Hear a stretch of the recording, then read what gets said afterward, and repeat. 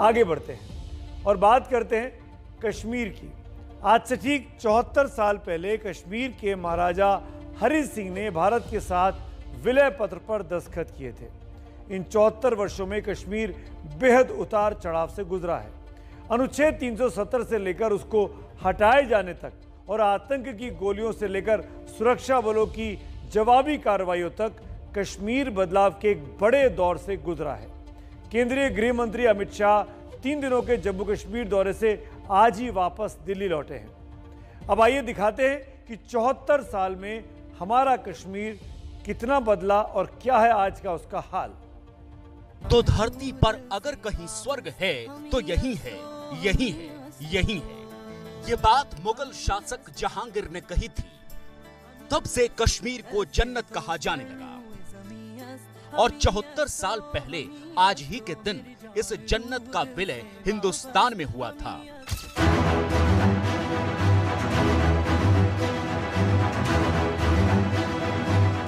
इन बीते बरसों में जम्मू कश्मीर ने बहुत उतार चढ़ाव देखे।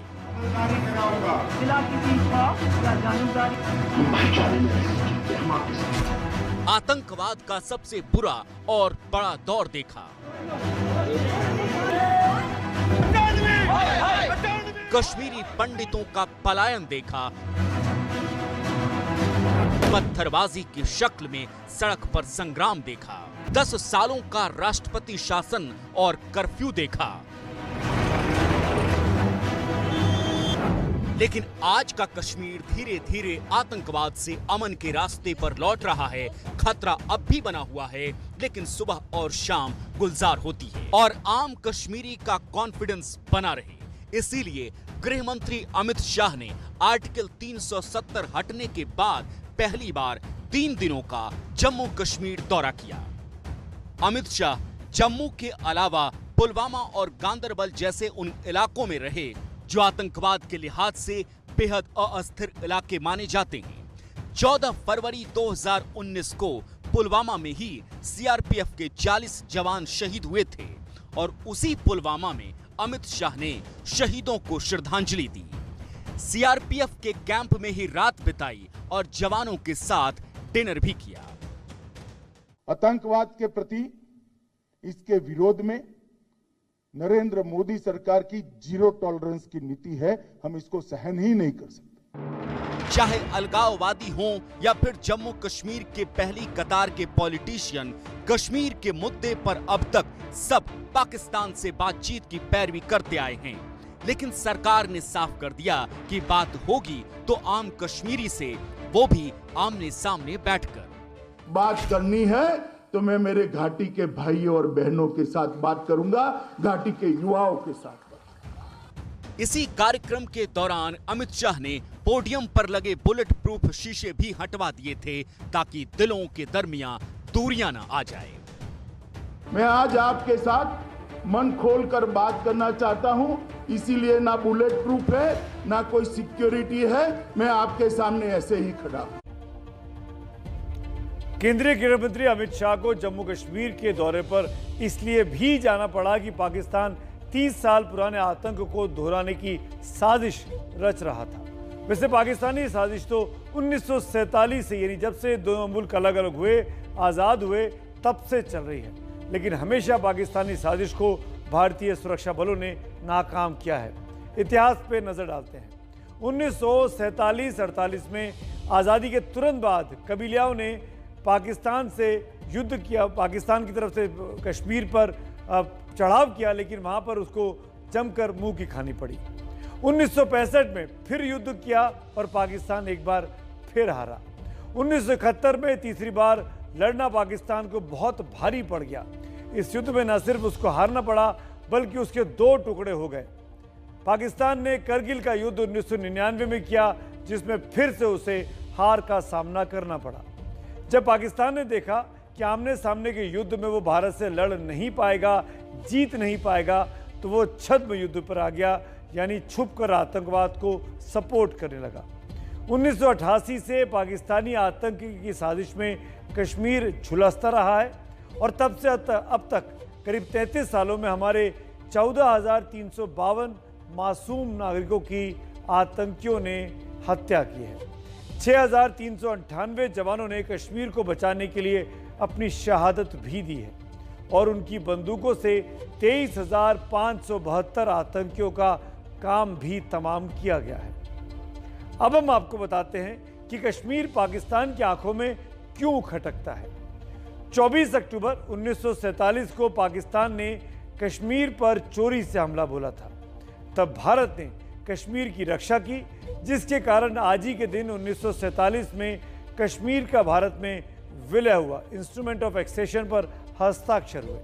आप देखिए इतिहास की तारीखों को टटोलती हमारी एक और खास रिपोर्ट। हिंदुस्तान पाकिस्तान के बंटवारे के करीब 2 महीने ही हुए थे कि पाकिस्तान ने कबायलियों की शक्ल में कश्मीर पर हमला कर दिया। हमला इतना जोरदार था कि हरि सिंह की सेना टिक नहीं सकी और दहशतगर्द बारामूला तक आ पहुंचे। जम्मू कश्मीर में हर ओर हाहाकार मचा था। कबायली श्रीनगर से लगभग 50 किलोमीटर दूर थे और किसी भी वक्त वो श्रीनगर पर चढ़ाई कर देते। इधर श्रीनगर में बैठे हरि सिंह दिल्ली से सैन्य मदद मांग रहे थे। 25 अक्टूबर 1947 को दिल्ली में गवर्नर जनरल लॉर्ड माउंटबेटन की अध्यक्षता में डिफेंस काउंसिल की बैठक बुलाई गई। 25 अक्टूबर को रियासती मंत्रालय के सचिव वीपी मेनन विशेष विमान से श्रीनगर पहुंचे।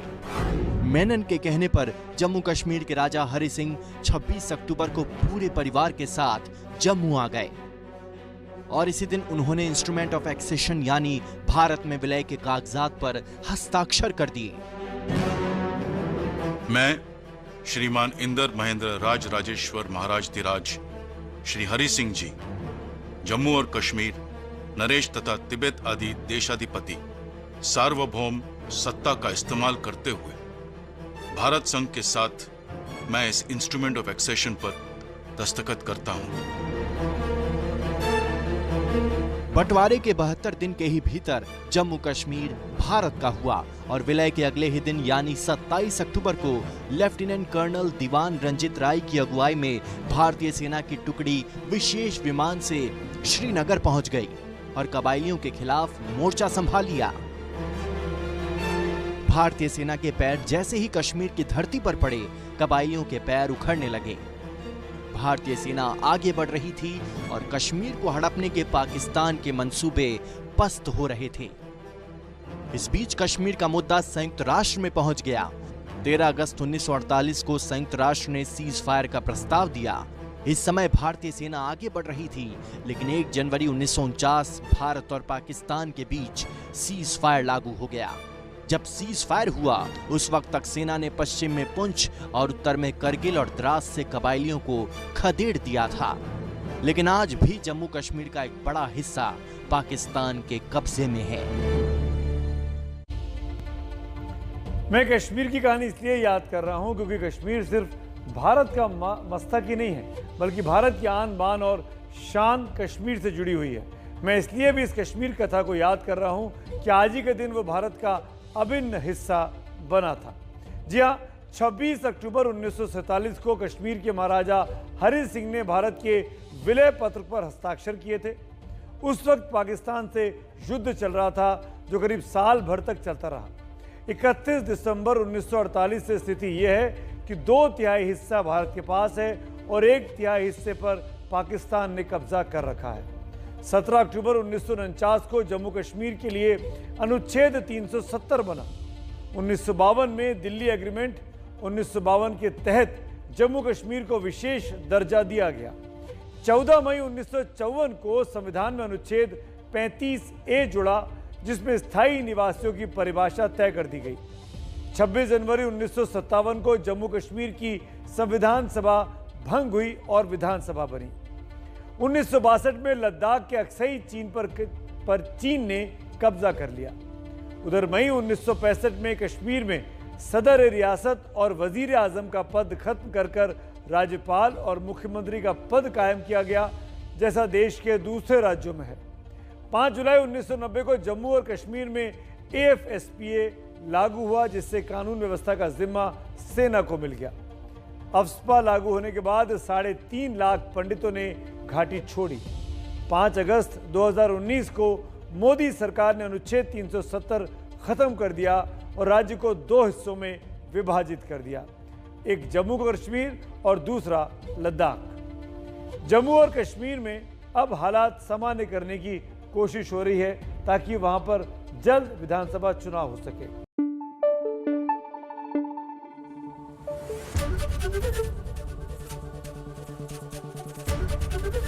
एबीपी न्यूज आपको रखे आगे।